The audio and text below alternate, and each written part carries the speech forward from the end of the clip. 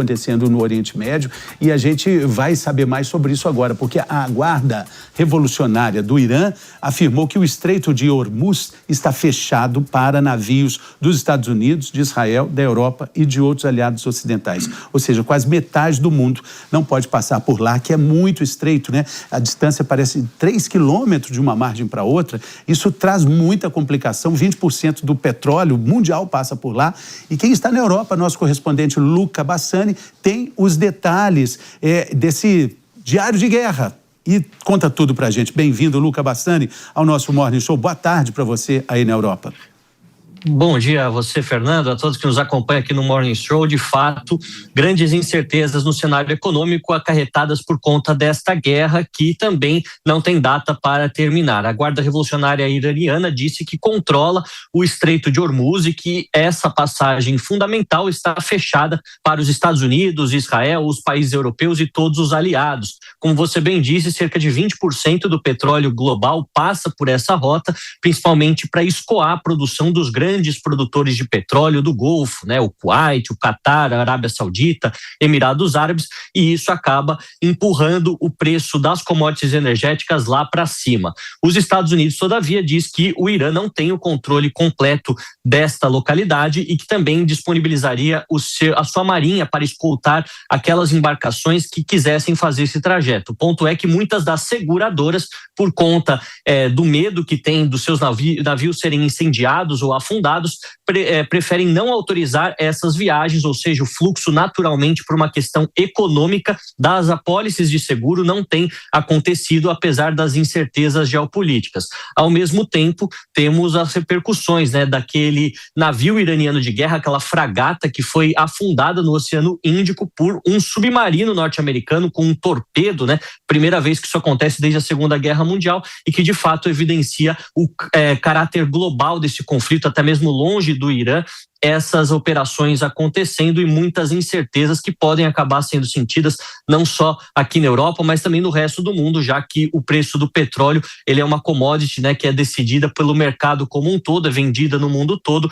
e com certeza isso pode ser sentido nas bombas de gasolina, nos bolsos de todos nós daqui para frente, sempre com a expectativa que esse conflito seja resolvido o mais rápido possível, mas segundo os analistas militares, pode se estender até mesmo a 2 meses, considerando as incertezas, principalmente políticas, e aquilo que tem como objetivo o presidente Donald Trump e Benjamin Netanyahu para o futuro do Irã no momento em que a guerra seja finalizada. Bassani, existe também uma expectativa com relação à posição da Espanha nesse conflito, né? A gente sabe que tem 2 bases interessantíssimas para os Estados Unidos, bases estratégicas, né? Bases militares, né? Perto ali do Estreito de Gibraltar, que é um ponto muito importante para o controle ali do Oriente Médio. E o uso dessas bases pelos americanos e a rejeição desse uso está colocando a Espanha como um fiel na balança aí entre os países europeus?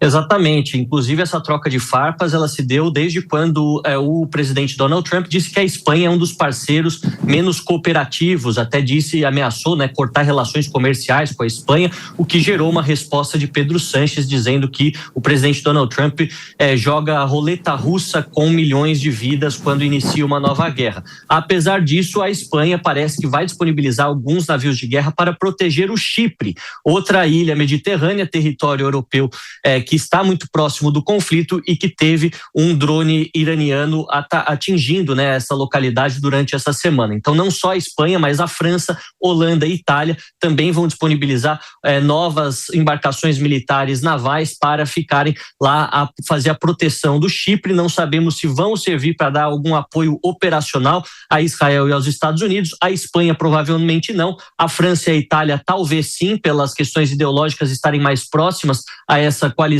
ocidental, mas fato é que a guerra tem se alastrado, né? Ela tem facilmente se espalhado por vários outros países, arrastando outras nações que queriam permanecer neutras, mas que por conta desse caráter global do conflito, ele se expandindo regionalmente, são evidentemente trazidas para fazer algum tipo de defesa ou algum tipo de operação, algo que também pode acabar influenciando nas decisões daqui para frente.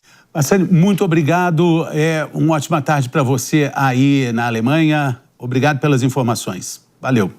seguimos aqui no Brasil, seguimos em São Paulo, repercutindo essa outra guerra, que não deixa de ser uma guerra econômica, né, que nos atinge, né?